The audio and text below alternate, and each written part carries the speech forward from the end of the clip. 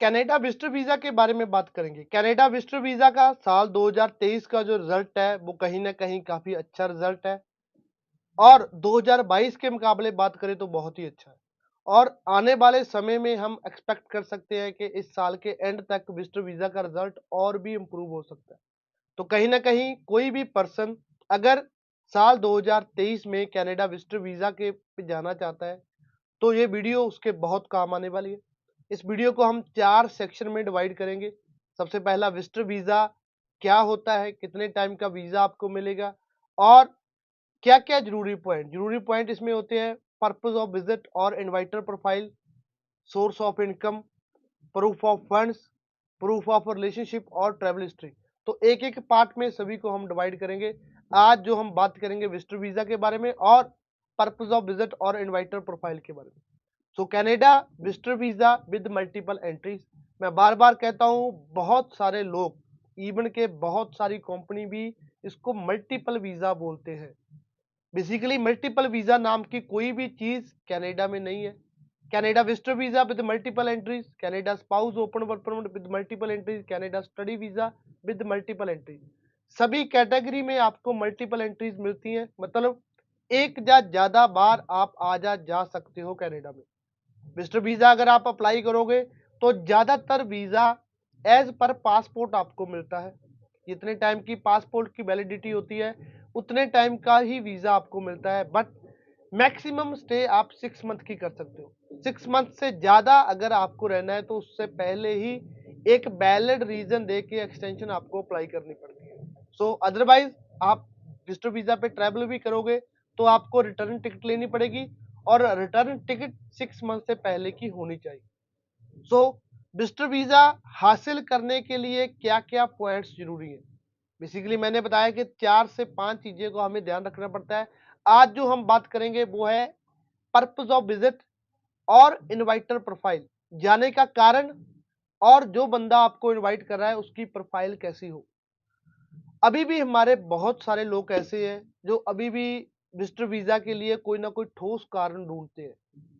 वो या तो बर्थडे पार्टी अरेंज करते हैं या कोई मैरिज सेरेमनी अरेंज करते हैं, जो कोई उनको लगता है जब हम घर लेंगे या कोई शादी करेंगे तब ही हम किसी को बुला सकते हैं, जो कि ऐसा बिल्कुल भी नहीं है।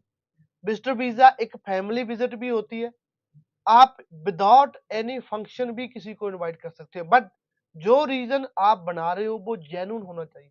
कभी भी कोई फेक रीजन बना के कभी किसी को इनवाइट नहीं करना चाहिए, जहां क्योंकि एक वीजा ऑफिसर को आप बेवकूफ नहीं बना सकते। जो बंदा डेली की 30 40 50 एप्लीकेशन चेक करता है उसको डॉक्यूमेंट देख के पता लग जाता है कि कौन सा रीजन वैलिड है और कौन सा फेक। सो अगर किसी ने भी अपने पेरेंट्स को कनाडा बुलाना है, किसी ने अपने सिबलिंग्स को कनाडा बुलाना है, किसी ने अपने रिश्तेदार को बुलाना है, इवन के फैमिली फ्रेंड तक को बुलाना है, तो भी जरूरी नहीं कि आपके पास एक स्ट्रॉन्ग पर्पस ऑफ विजिट होना चाहिए। जस्ट आप होम सिकनेस का रीजन देके, होम सिकनेस क्या होता है कि आपका मन है आपने अपनी फैमिली से मिलना है, आपका मन है आपने अपने पेरेंट्स से मिलना है, आपने अपने भाई बहन से मिलना है, तो लेके अप्लाई कर सकते हो। अगर कोई ठोस कारण आपके पास है, जैसे आप कोई घर ले रहे हो उसकी इनॉग्रेशन करनी है, आपकी कोई एक्चुअल में आप कोई सेलिब्रेशन करना चाहते हो, तो ऐसा अगर कोई रीजन हो तो उसकी प्रॉपर बुकिंग वगैरह करके ही आपको डालनी चाहिए और साथ में देनी भी चाहिए। और जो इनविटेशन लेटर आप दे रहे हो वो इनविटेशन लेटर की वर्डिंग बहुत मैटर करती है। वो प्रॉपर, क्योंकि ज्यादातर क्या होता है आप इनविटेशन लेटर के लिए किसी लॉयर के वहां जाते हैं, उनके पास एक फिक्स फॉर्मेट होता है, उसमें वो नाम चेंज करके देते हैं। इवन के कई बार तो हमने ऐसे इनविटेशन लेटर देखे हैं जिसमें इवन के ही शी का फर्क भी नहीं नोट किया जाता। सो ऐसा नहीं करना चाहिए। इवन के इनविटेशन लेटर आप घर पे बैठ के अपना खुद का भी इनविटेशन लेटर आप राइट कर सकते हो। आपके पास फॉर्मेट होने चाहिए, 4 5 फॉर्मेट लेके आप नॉलेज ले सकते हो। उसके बाद एक खुद इनविटेशन लेटर टाइप करो जो कि जेन्युइन लगना चाहिए। उसमें आपका क्या-क्या वैलिड रीज़न है, आप कैसे उसको जानते हैं, सारी की सारी डिटेल अपने इनविटेशन लेटर में डालो। और इनविटेशन लेटर की वर्डिंग बहुत हद तक आपको वीज़ा दिलवा सकती है।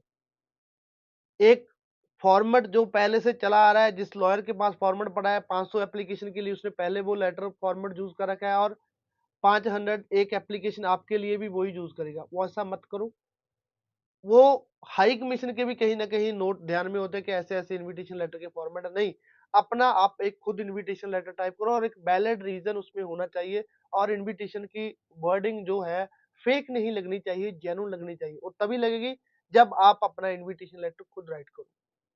सो उसमें ज़रूरी नहीं कि आपको किसी लॉयर से ही उसको नोटराइज़ करवाना है, आप जस्ट सिंपल अपने साइन करके भी अगर दोगे तो भी हम केस अप्लाई कर सकते हैं। उसमें ज़रूरी नहीं होता कि आपको उस पे व जाके उसको नोटरी ही करवाना होता है, नहीं। आप अपनी फैमिली फ्रेंड को, आप अपने पेरेंट्स को इनवाइट कर रहे हैं, जस्ट एक सिंपल इन्विटेशन लेटर, उसपे जो पर्पज़ ऑफ विज़िट है वो दो, कैसे आप जानते हो क्या-क्या, क्यों ज़रूरी है उनको आना, वो सारा दो, नीचे अपने साइन करो, वैलिड है वो भी लेटर वीज़ा के लिए।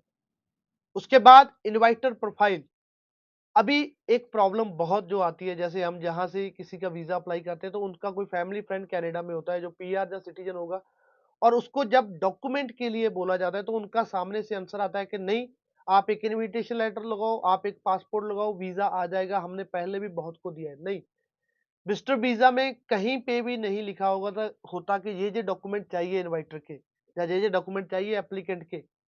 हमने एक प्रेजेंटेशन देनी होती है, वीज़ा ऑफिसर एक ऑल ओवर प्रेजेंटेशन देख के ही हमारी एप्लीकेशन अप्रूव करेगा और जितने स्ट्रॉन्ग और क्लियर डॉक्यूमेंट होंगे, चांसेस ऑफ वीज़ा उतने हाई होंगे क्योंकि प्रेजेंटेशन स्ट्रॉन्ग जाएगी। सबसे पहले एक कंप्लीट डॉक्यूमेंट आपको देने चाहिए, जिसमें सबसे पहले आपका स्टेटस क्या है, आप परमानेंट हो, आप टेम्परेरी हो, आप सिटीज़न हो, उस चीज़ का प्रूफ आप दो। कितना टैक्स आप 1 साल में पे कर रहे हो उसकी डिटेल आप दो। क्या जॉब आप कर रहे हो, क्या बिज़नेस आप कर रहे हो उसकी डिटेल आप दो। क्या बैंक स्टेटमेंट आपकी है, कितने पर्सन को पहले आपने इनवाइट किया उसकी डिटेल आप दो। सारी की सारी डिटेल आप अगर दोगे, तो सामने वाले बंदे के लिए ईज़ी होगा वो केस को रेडी करना। एट लीस्ट आपके कंसल्टेंट को तो सारी ट्रांसपेरेंसी होनी चाहिए, पता होना चाहिए कि क्या-क्या डिटेल है इस केस की, इसी तरीके से वो केस रेडी कर सकता है। और दूसरा, बहुत सारे जो डॉक्यूमेंट कनाडा से आते हैं वो मोबाइल में फ़ोटो क्लिक करके सेंड कर दिए जाते हैं, जो कि कहीं न कहीं एक अच्छी प्रेजेंटेशन नहीं है। डॉक्यूमेंट अच्छे से स्कैन करके देने चाहिए, सारे के सारे डॉक्यूमेंट, ताजो आगे जो प्रेजेंटेशन है उतनी ही अच्छी जाए। सो कई बार ये बहुत छोटी-छोटी बातें हैं, कई बार ये छोटी-छोटी बातें ही आपका वीज़ा रिफ्यूज़ करवा देती हैं और कई बार इन छोटी-छोटी बातों का अगर ध्यान रखा जाए, तो ना अप्रूव होने वाली एप्लीकेशन भी अप्रूव हो जाती है क्योंकि उसकी प्रेजेंटेशन क्लियर है। वीज़ा ऑफिसर को समझ में आ रहा है आप क्या कहना चाह रहे हो। जितनी डिटेल ज़्यादा उनके पास जाएगी, जितना ज़्यादा वो आपको समझेंगे, उतने ज़्यादा आपके वीज़ा चांसेस हाई रहेंगे।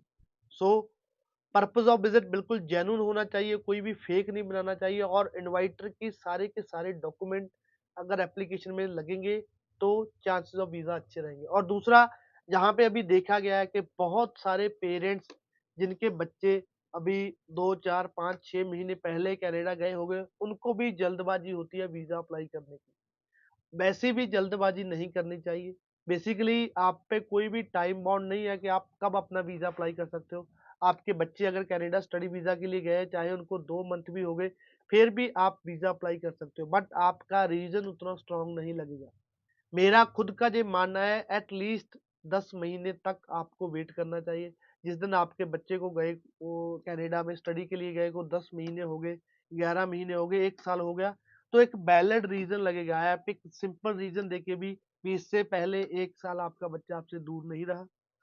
अभी उसको गए को 1 साल हो गया, वो कैसी स्टडी कर रहा है, कहाँ पे रह रहा है, क्या काम कर रहा है, उसकी क्या-क्या कैसी लाइफ़ वो कनाडा में जी रहा है, वो आपको देखने जानी है। एक सिंपल और जेन्युइन रीज़न देके भी आप वीज़ा अप्लाई करोगे, चांसेस ऑफ वीज़ा बहुत अच्छे लगेंगे। ये बातें कहने को बहुत छोटी-छोटी हैं, बट अगर इन बातों का ध्यान आप रखोगे, तो बहुत स्ट्रॉन्ग एप्लीकेशन आपकी होगी। धन्यवाद।